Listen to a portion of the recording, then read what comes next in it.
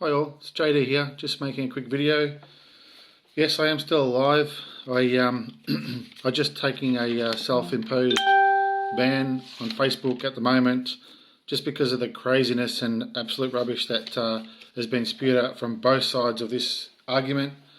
Now, I'm going to just respond to a lot of people that have tagged me into posts and inboxed me on Messenger asking where I am and why I'm not helping in this debate, and have I lost my voice? And the answer is no.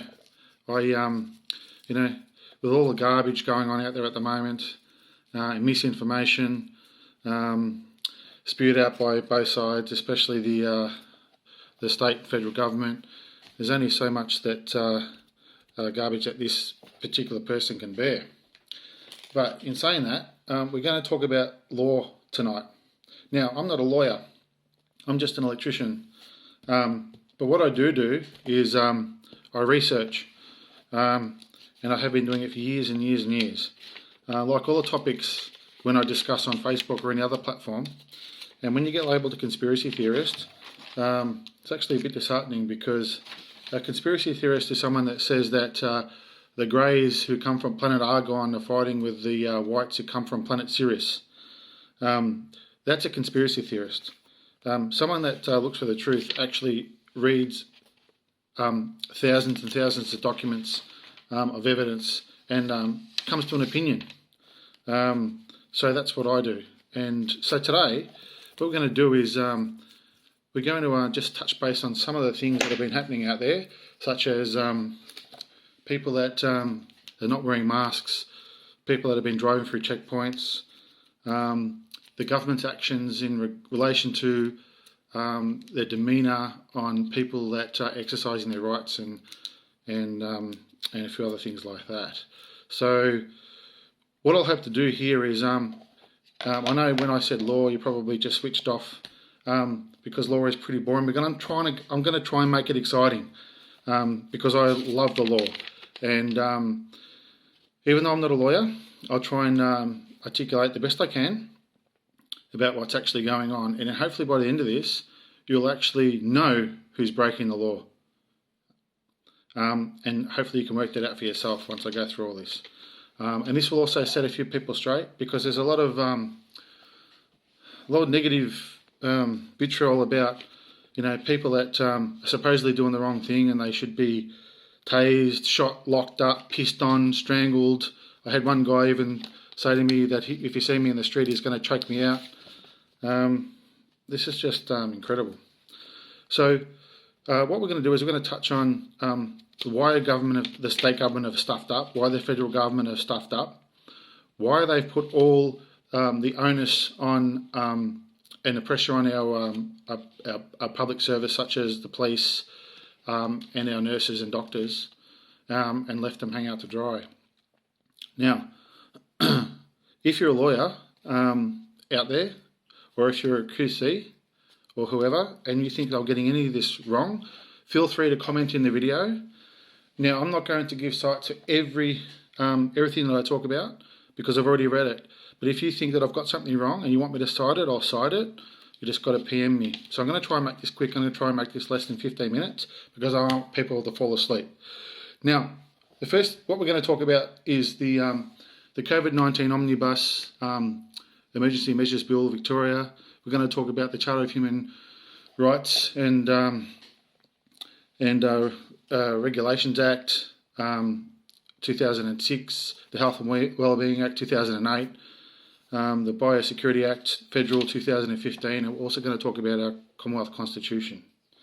Now, for those of you out there, a lot of you probably don't even know that we have a constitution. Right, so there you go. We do have a constitution. It was drafted at Federation in 1901. And I'll give you an understanding of how the law in this country works. Right, so we have our constitution. So picture that as the lake, a massive big lake at the top of the mountain. That lake feeds rivers, which you would consider all the federal legislation. Those rivers feed creeks and tributaries, which you would call the state legislation. Then all the little creeks and ponds that come off that, you would class as regulations and amendments and all that sort of stuff. Now, just by giving you that picture, you can understand that a river, a creek, a tributary can never rise higher than its source, right? So no bit of legislation can ever go higher than our Constitution, okay? That is a physical fact and a lawful fact. Now, there's a lot of people out there saying that the federal and state government have suspended habeas corpus and suspended our Constitution while we're in a medical crisis. Well, it's incorrect and it's wrong. Right. So what we're going to do is we're going to start with the creeks. Right.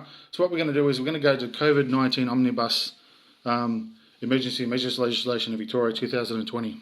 Now, the purpose of this Act was to temporarily amend certain acts to impose certain requirements that the Chief Health Officer could provide under a medical emergency.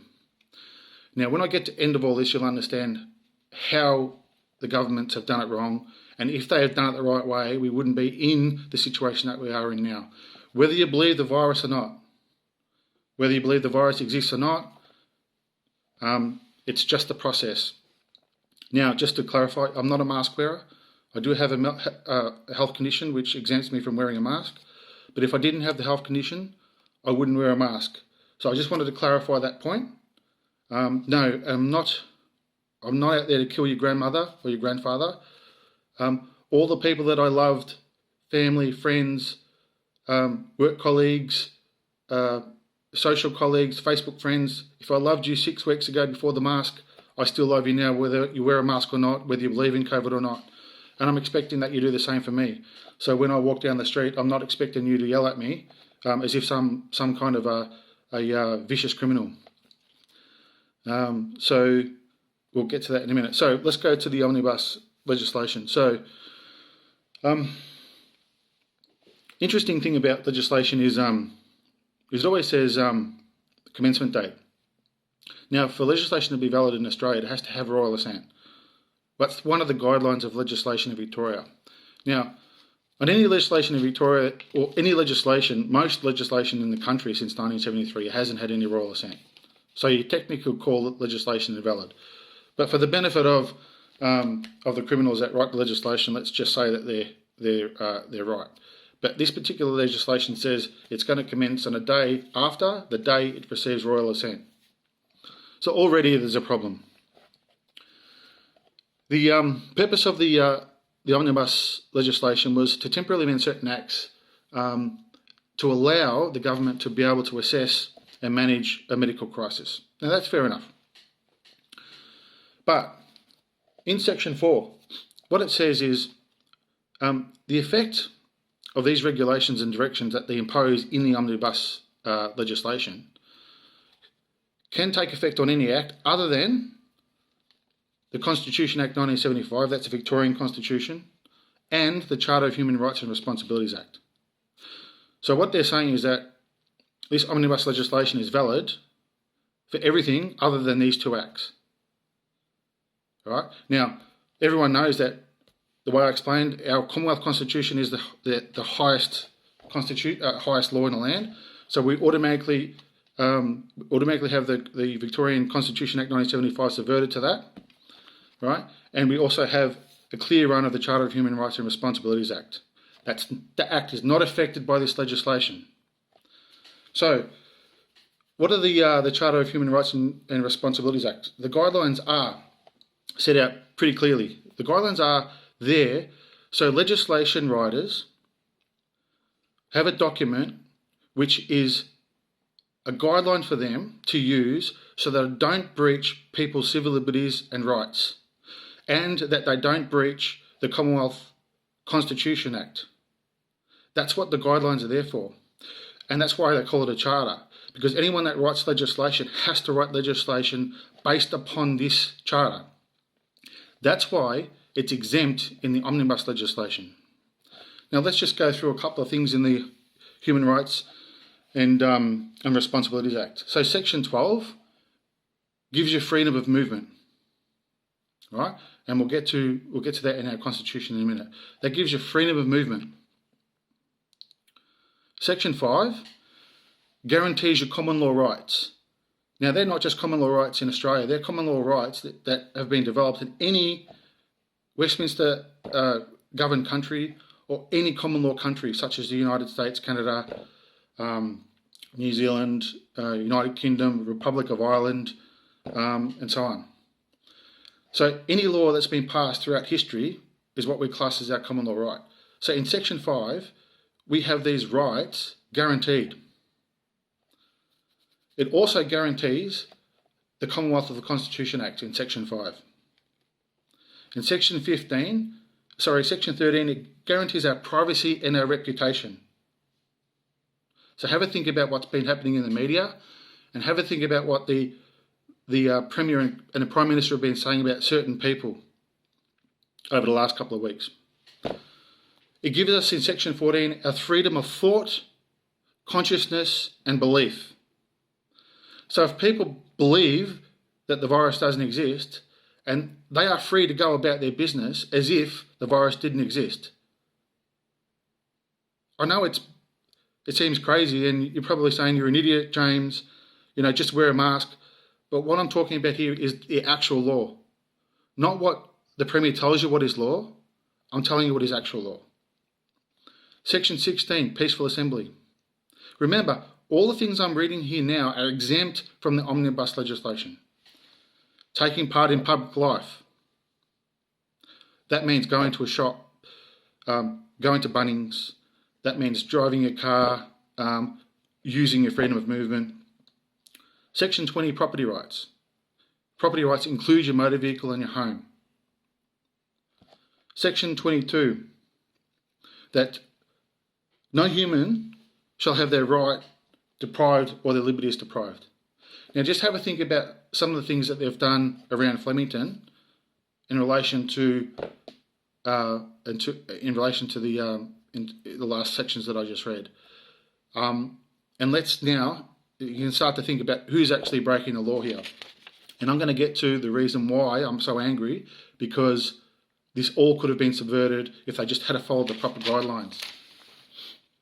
So just remember when I talk about the Public Health and Wellbeing Act, I'm going to use that because it talks about in there who's an authorised officer. So in a medical emergency, an authorised officer is someone that's medically trained and got the ability to ascertain someone's medical capability, someone's has got the ability to ascertain quarantine, and someone's got the ability to socially work with a particular subject that has an issue under any certain quarantine. Now, an authorised officer is not a police officer. An authorised officer can only work for the government. The police officer does not work for the government. He works for the Police Department Victoria. That's why he's not included in the Health and Wellbeing Act. Now, that's a hard truth, but it's the truth. And again, any lawful professional can comment on here and they can debunk me. Now, let's get to there's some really, really shit legislation in Australia. Crap. Terrible. But there's some really, really brilliantly written acts. Now, the first one is our Commonwealth Constitution Act. It is the single best constitution that any country has written ever in the world.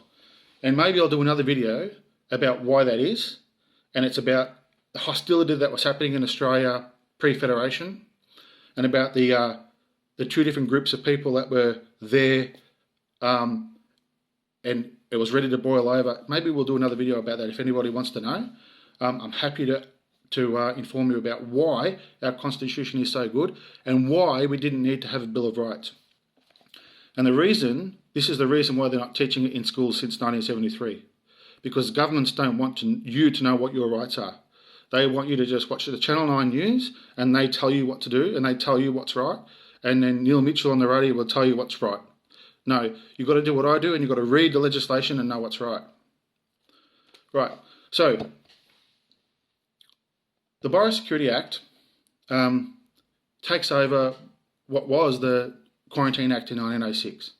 Now, quarantine is purely the responsibility of the federal government if it involves a national crisis and a national emergency. That is, if the quarantine issue is national, which, of course, everyone would agree that's listening, it is a national emergency and a national crisis. The federal government ignored their responsibilities in Section 51 and 69 of our Constitution, which deals with quarantine, and they handballed it to the states to fuck it up. That's basically what they did. Now, the Biosecurity Act is what the federal government should have used to manage this crisis. And the Biosecurity Act is detailed in its description, its micromanagement of anything or any issue that could have come about that we're dealing with now, but we knee-jerk dealing with it. The Biosecurity Act had the ability for the federal government, with concurrency with the states, to be able to ramp up and ramp down the need for quarantine. Now, might I add that quarantine is only defined as people that are sick, not people that are healthy.